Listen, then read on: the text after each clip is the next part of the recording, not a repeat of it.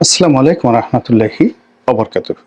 সম্মানিত দর্শক, রাজনীতিতে আওয়ামী লীগের ফিরে আসার বিষয়টি ক্রমশ উজ্জ্বল থেকে উজ্জ্বলতর হচ্ছে এবং এটা নিয়ে যত অনিশ্চয়তা ছিল সকল অনিশ্চয়তাগুলো কেটে সম্ভাবনার যে দ্বার আওয়ামী লীগের রাজনীতির, সেটি ক্রমশ উন্মুক্ত হতে চলেছে।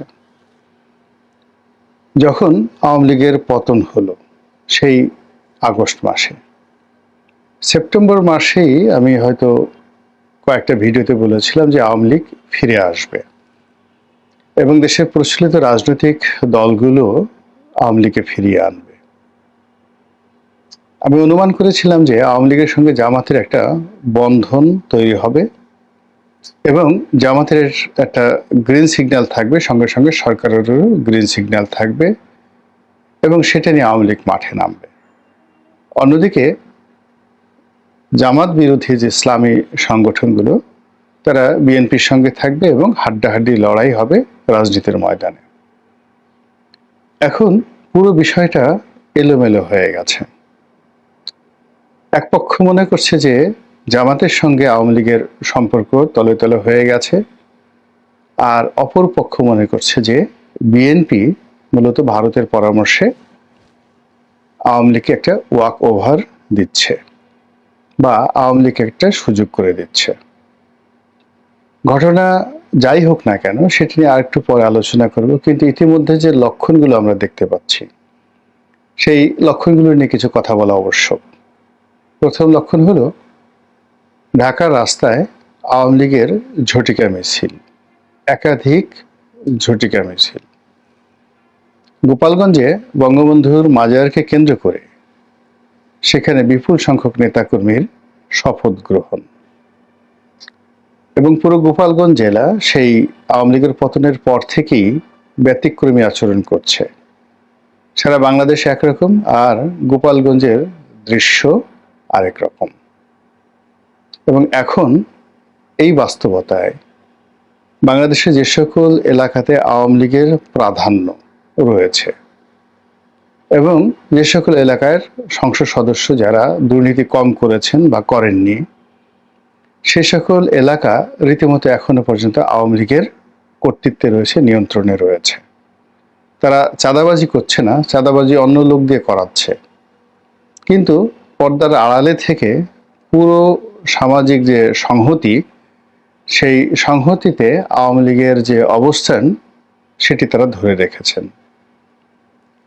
সবচেয়ে আওয়ামী বিরোধী শক্তিদের জন্য দুঃসংবাদ হলো আওয়ামী লীগের সহায় সম্পত্তি দখল করে যারা এতদিন লুটপাট করে আসছিলেন, তাদের জন্য দুঃসংবাদ হলো যে কিছু কিছু জায়গাতে আওয়ামী লীগের নেতাকর্মীরা রুখে দাঁড়িয়েছেন।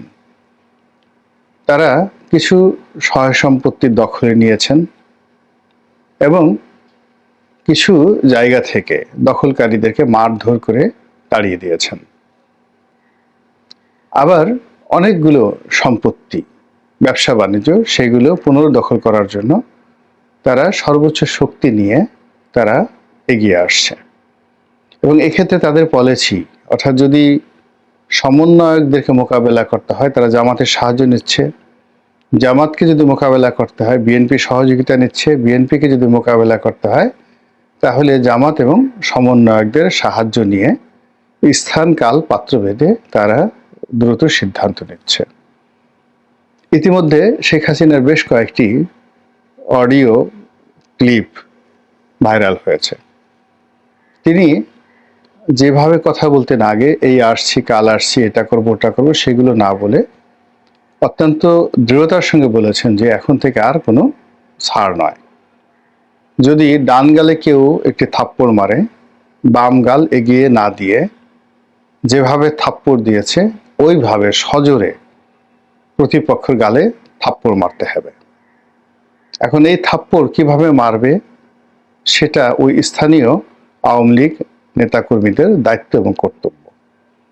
নির্যাতিত হয়ে কান্নাকাটি করা যাবে না, নির্যাতিত হয়ে পালিয়ে যাওয়া যাবে না এবং নির্যাতিত হয়ে কোনো অবস্থাতে পিছু টান দেওয়া যাবে না, রুখে দাঁড়াতে হবে। এখন শেখ হাসিনা সেই কথা বলার পর মাঠের যে রাজনীতি, সেই রাজনীতিতে কিছুটা হলেও গুণগত পরিবর্তন এসেছে। আমরা দেখেছি যে সাবেক পররাষ্ট্রমন্ত্রী প্লাস সাবেক তথ্যমন্ত্রী ডক্টর হাসান মাহমুদ, যিনি খুবই আলোচিত ছিলেন, খুবই সমালোচিত ছিলেন তার জমানাতে, সেই মানুষটির গ্রামের বাড়ি চট্টগ্রামের, তাদের যে গ্রামের বাড়ি, সেই গ্রামের বাড়ি বেদখল হয়েছিল এবং তিনি প্রবাসে আছেন, সুইডেনে আছেন, এটা আমরা সবাই জানি। তো তার সেই বাড়িতে হঠাৎ করে দেখা গেল যে তার নিজস্ব লোকজন সেখানে বসবাস শুরু করেছেন এবং সেই দৃশ্য ধারণ করার জন্য স্থানীয় কিছু সাংবাদিক যখন ক্যামেরা নিয়ে সেখানে উপস্থিত, অমনি সেই বাড়িতে যারা বসবাসরত লোকজন তারা সেই সাংবাদিকদের উপরে রীতিমতো ঝাঁপিয়ে পড়লো, ক্যামেরা ভাঙচুর করলো এবং তাদেরকে সেখান থেকে তাড়িয়ে দিল। এরকম একটা ভিডিও ফুটেজ রীতিমতো ভাইরাল হয়ে পড়েছে। সাংবাদিকরা, স্থানীয় সাংবাদিকরা চিৎকার করে বলছিলেন যে পুলিশ তাদেরকে কোনো সহযোগিতা করেনি, বরং দাঁড়িয়ে দাঁড়িয়ে তারা তামসা দেখছিল। এই যে আওয়ামী লীগের ফিরে আসা, অধিকতর শক্তি নিয়ে ফিরে আসা, এটা নিয়ে একটা আওয়াজ হচ্ছিল অনেক দিন থেকে। আওয়ামী লীগ ফিরে আসবে, ভয়ঙ্করভাবে আওয়ামী লীগ ফিরে আসবে, ছাত্রলীগ ফিরে আসবে, ভয়ঙ্করভাবে ছাত্রলীগ ফিরে আসবে, যুবলীগ ফিরে আসবে, ভয়ঙ্করভাবে ফিরে আসবে। এই কথাগুলো বিভিন্ন জায়গাতে তারা প্রচার করেছে। কখনো কখনো যে কোনো রেল স্টেশন, কখনো কখনো কোনো মসজিদ, কোনো সরকারি দপ্তর, এমনকি ব্যাংক বিমার যে অফিসগুলোর যে সাইনবোর্ড থাকে, সেই সাইনবোর্ডে, ডিজিটাল সাইনবোর্ডে হঠাৎ করে এই শব্দগুলো ভেসে উঠত। ছাত্রলীগ ফিরে আসছে আগের চেয়ে শক্তিশালী হয়ে, আরো ভয়ঙ্করভাবে। এখন তার কিছু নমুনা এই সাম্প্রতিক সময়ে দেখা দিয়েছে। কারণটা কি? এই কারণের পেছনে আপনি 100টি কারণ বলতে পারবেন। প্রথম কারণ হিসেবে বলা যেতে পারে বর্তমান অন্তর্বর্তীকালীন সরকারের যে ব্যর্থতা, এটি ক্রমশ মানুষের সহ্যের সীমা ছাড়িয়ে যাচ্ছে। 2 নম্বর হলো সরকার যা কিছু করার চেষ্টা করছে সবই লোক দেখানো, মানুষজন বিশ্বাস করছে না এবং তাদের কর্মকাণ্ড, কথাবার্তা সবকিছুর মধ্যেই কাজের চাইতে নাটক বেশি। আমরা যে কথাগুলো বলি, নাটক কম করো প্রিয়। এর ফলে মানুষের মুখ দিয়ে বের হয়ে যাচ্ছে আগেই ভালো ছিলাম। এখন এটা আপনি বন্ধ করতে পারেন, অত্যাচার করতে পারেন, জুলুম করতে পারেন, কিন্তু ব্যাপারটা হলো মানুষের মুখ তো আপনি বন্ধ করতে পারবেন না। সে মানুষের মুখ থেকে July, August, September, October, November, অর্থাৎ 2024 সালের নভেম্বর থেকেই মানুষের মুখ থেকে বের হয়ে যাচ্ছে যে আগেই ভালো ছিলাম। 2 নম্বর হলো কিছু অদ্ভুত অদ্ভুত শব্দ, যেমন পদ্মা সেতু দিয়ে চলতে গেলে, মেট্রো রেল দিয়ে চলতে গেলে, তারপর এক্সপ্রেসওয়ে দিয়ে চলতে গেলে শুধু বারবার মনে হয় এত কৃতজ্ঞ বা অকৃতজ্ঞ মানুষ হতে পারে, এত বেঈমান হতে পারে কেউ। এই জিনিসগুলো ফেসবুকে এবং ওয়ালে বারবার ছেড়ে দেওয়া হচ্ছে এবং এটা প্রমোট করা হচ্ছে। ফলে কি হলো, আওয়ামী লীগ জমানার যে উন্নয়নমূলক কর্মকাণ্ড, তার পেছনে যে হাজার কোটি বা লক্ষ কোটি টাকার যে দুর্নীতির অভিযোগ, সেই অভিযোগগুলোকে ক্রমশ ভুলিয়ে দেওয়া হচ্ছে এবং এটাই আমাদের দেশের নয়, সারা দুনিয়ারই একটা সাধারণ ট্রেন্ড। মানুষ বর্তমানকে স্মরণ করে, অতীতকে ভুলে যায়। দ্বিতীয় যে সমস্যা, সেটি হলো রাজনীতিতে এমন কিছু মেরুকরণ হচ্ছে যেগুলো জুলাই আগস্ট বিপ্লবের পরে কল্পনা করা যায়নি। এখন আমাদের দেশের শতকরা 100 জনের মধ্যে 100 জন মানুষ বিশ্বাস করেন ডক্টর মোহাম্মদ ইউনূস রাজনীতি করতে চান, তিনি ক্ষমতায় থাকতে চান। তাকে ক্ষমতায় রাখার জন্য নানা রকম কৌশল অবলম্বন করা হচ্ছে এবং ছাত্রদের যে নাগরিক পার্টি করা হয়েছে, যেটিকে কিংস পার্টি বলা হয়, এই কিংস পার্টি সহ আরও একাধিক পার্টি তৈরি হচ্ছে এবং হওয়ার প্রক্রিয়াতে রয়েছে। এই সকল পার্টির যিনি প্রধান, তিনি ডক্টর মোহাম্মদ ইউনূস। এটি জনগণ স্বাভাবিকভাবে নিতে পারছেন না একটা অংশ। আরেকটি অংশ মনে করছেন যে আওয়ামী লীগ, বিএনপি, ধানের শীষ, নৌকা, মানে একই। তারা আরো বাজে কথা বলছে, যেটা আমি বলতে পারবো না, আরো বাজে কথা বলছে। তারা সজীব ওয়াজেদ জয় বা তারেক রহমান সাহেব যিনি আর রয়েছেন, এদের দুজনের মধ্যে কোনো মৌলিক পার্থক্য তারা দেখতে পান না। বেগম খালেদা জিয়া বা শেখ হাসিনার মধ্যে তেমন মৌলিক পার্থক্য দেখতে পান না। সেই তুলনায় ডক্টর মোহাম্মদ ইউনূস তাদের কাছে দেবদূত, তাদের কাছে ত্রাণকর্তা, তাদের কাছে মহামানব। এই মহামানব যারা মনে করছেন, তারা চান তিনি আরো বহু বছর আজীবন ক্ষমতায় থাকুন। এরপরে যেটি হচ্ছে সেটি হলো, বাংলাদেশের যারা ইসলামপন্থী লোকজন রয়েছেন, তারা বিএনপি এবং আওয়ামী লীগ এই দুটো দলের একটিকেও পছন্দ করছেন না এই মুহূর্তে। যত মাদ্রাসা পড়ুয়া, ছাত্র, ছাত্রী, শিক্ষক, কর্মচারী, তাদের সংখ্যা যদি 1 কোটি হয়, এই 1 কোটি লোকই এখন আওয়ামী লীগ, বিএনপির পরিবর্তে তারা চাচ্ছে ডক্টর মোহাম্মদ ইউনূস ক্ষমতায় থাকুক। এবং ডক্টর মোহাম্মদ ইউনূস এবং তার যারা লোকজন রয়েছেন, তারা এই বিষয়গুলো বুঝে গেছেন। এর ফলে কি হলো, বিএনপি রাজনীতিতে বন্ধুহীন হয়ে পড়েছে। এখন তাকে বন্ধুত্ব খোঁজার জন্য গণ অধিকার পরিষদের পিছনে পিছনে ঘুরতে হচ্ছে। তাকে বন্ধুত্বের জন্য জাতীয় পার্টি, আন্দালিব রহমান পার্থর যে জাতীয় পার্টি, সেখানে ধর্ণা দিতে হচ্ছে।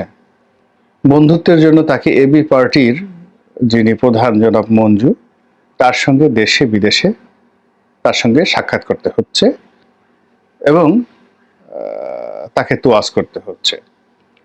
বিএনপি বন্ধুত্বের জন্য আসম আব্দুর রব, মাহমুদুর রহমান মান্না এবং কর্নেল অলি সাহেবের দল থেকে বের হয়ে আরেকটা যে বিকল্প আলাদা যে এলডিপি করেছে জনাব সাদাত হোসেন সেলিম, জনাব সেলিম সাহেবকেও বিএনপিকে পাত্তা দিতে হচ্ছে এবং এদের সবার সঙ্গে সমঝোতা করে, আসন ভাগাভাগি করে তাদের সঙ্গে একত্র রাজনীতি করার জন্য চেষ্টা করা হচ্ছে। কিন্তু বাস্তবতা হলো যে বাংলাদেশের রাজনীতিতে আওয়ামী লীগ, জামাত, জাতীয় পার্টি, এই 3টি রাজনৈতিক দলগুলোর যে ভিত্তি রয়েছে, এদের সমপর্যায়ের অন্য কোনো রাজনৈতিক দলগুলোর ওরকম কোনো ভিত্তি নেই। দ্বিতীয়ত, যারা ভোট ব্যাংক হিসেবে কাজ করে, যে সকল ইসলামী সংগঠন, বিশেষ করে পীর মুর্শিদ কেন্দ্রিক মাজারগুলো রয়েছে, তাদের খাদেম যারা আছেন বা গদিনশীন পীর যারা আছেন, তাদের একটা বিরাট অংশের সঙ্গে এখন আওয়ামী লীগেরই সম্পর্ক ভালো আছে এবং তারা কোনো অবস্থাতেই আওয়ামী লীগকে ছাড়তে চাচ্ছে না। আর রাজনৈতিক সংগঠন হিসেবে হেফাজতের 2টো ভাগ হয়ে গেছে, একটি ভাগ এখন পর্যন্ত একেবারে শেখ হাসিনার জন্য জীবন প্রাণ দিয়ে তারা লড়াই করতে প্রস্তুত। আর অপর অংশটি যারা শেখ হাসিনা বিরোধী, তারা ডক্টর মোহাম্মদ ইউনূসের সহযোগিতা পাচ্ছেন না, বিএনপির ডাক পাচ্ছেন না, এমনকি অন্যান্য ছোট ছোট যারা পার্টি, তাদেরও ডাক পাচ্ছেন, অথচ সংগঠন হিসেবে এরা যথেষ্ট শক্তিশালী। অন্যদিকে আওয়ামী লীগের দীর্ঘদিনের পুরনো বন্ধু কমিউনিস্ট পার্টি, জাসদ, বাসদ, যে নামে থাকুক না কেন, তারা সবাই মনে প্রাণে দিল্লিমুখী হয়ে আছে, এতে কোনো সন্দেহ নেই। প্রথম আলো, ডেইলি স্টারের মতো বাংলাদেশের যে সকল পত্রপত্রিকা, যাদের সঙ্গে শেখ হাসিনার ব্যক্তিগত সম্পর্ক খুব খারাপ ছিল, কিন্তু এই দুটো পত্রিকা সবসময় দিল্লির যে পলিটিক্যাল পলিসি বা পলিটিক্যাল থিওলজি, এই বিষয়গুলো তারা ধারণ করে। তো এখন এই সময়টিতে তারা দিল্লির যে পারপাস সার্ভ করছে, আর অটোমেটিক্যালি তাদের সমস্ত কর্মকাণ্ড আওয়ামী লীগের জন্য ইতিবাচক ফল বয়ে নিয়ে আসছে। এর ফলে আওয়ামী লীগবিহীন বাংলাদেশে রাজনীতির মধ্যে অন্তত 10টি পরস্পর বিরোধী শক্তি দাঁড়িয়ে গেছে। তারা কেউ এককভাবে সফল হতে পারবে না, কেউ কাউকে ক্ষতি করতে পারবে না, কিন্তু নিজেরা নিজেদের ক্ষতি করতে পারবে। আর এই অবস্থায় রাজনীতিতে ভারসাম্য আনার জন্য আওয়ামী লীগের উপস্থিতি জরুরি হয়ে পড়েছে, ইতিবাচক অর্থে, নেতিবাচক অর্থে। এখন আওয়ামী লীগ সেটা কিভাবে নেবে, কার সাথে আসবে, কার সাথে থাকবে, সেটা পরের ব্যাপার। কিন্তু যেহেতু একটা প্রাজ্ঞ দল, অভিজ্ঞ দল এবং বহু ঘাত প্রতিঘাত তারা অতিক্রম করে এসেছে গত 70 বছরে, তো কাজেই তারা এই সুযোগটিকে কাজে লাগাচ্ছেন এবং কাজে লাগিয়ে ঢাকা শহরে যে ঝটিকা মিছিলগুলো করছেন তা আওয়ামী বিরোধী যারা শক্তি, বিশেষ করে যারা ছাত্র সংগঠন, যারা ছাত্র নেতৃত্ব, এই জুলাই আগস্ট বিপ্লবের যারা অধিকর্তা, তাদের মনে রীতিমতো আতঙ্ক ধরিয়ে দিয়েছে। কিন্তু লাভ হবে না। লাভ হবে না এই কারণে যে এই আতঙ্ক বা আতঙ্কিত হওয়া দুটোই কিন্তু দুর্বলতার লক্ষণ। আর সাহস এটি একটা ভাইরাসের মতো, একবার বাড়তে থাকলে এটা ক্রমশ বাড়তেই থাকে। তো যেহেতু আওয়ামী লীগের যারা লোকজন রয়েছে তারা এখন কথা বলছে, রিক্সাওয়ালা গালি দিয়ে কথা বলছে, ঠেলাওয়ালা কথা বলছে, সাধারণ মানুষ কথা বলছে, এবং আওয়ামী লীগের যারা নেতাকর্মী তারাও বিভিন্ন হাল ধরে, সুরত ধরে তারা কথা বলছে এবং রাস্তায় নেমে আসছে। ফলে মনে হচ্ছে আওয়ামী লীগকে যেভাবে সরকার মোকাবেলা করতে চেয়েছিল অত সহজে মোকাবেলা করাটা সম্ভব হচ্ছে না। আল্লাহ আমাদের সবাইকে হেদায়েত দান করুন এবং হেফাজত করুন। আসসালামু আলাইকুম ওয়া রাহমাতুল্লাহি ওয়া বারাকাতুহু। আসসালামু আলাইকুম। ঠিক আছে, কথা বললেন গোলাম মাওলা রানী, সাবেক সংসদ সদস্য, লেখক এবং জার্নালিস্ট। খুবই গুরুত্বপূর্ণ আলোচনা করলেন প্রিয় দর্শক। আমরা ভিডিওটি দেখে আসলাম, অত্যন্ত গুরুত্বপূর্ণ এবং বাংলাদেশের বিষয় নিয়ে কথা বললেন। প্রিয় দর্শক, সবাই ভালো থাকবেন, সুস্থ থাকবেন। ভিডিওটি শেষ করছি। আসসালামু আলাইকুম।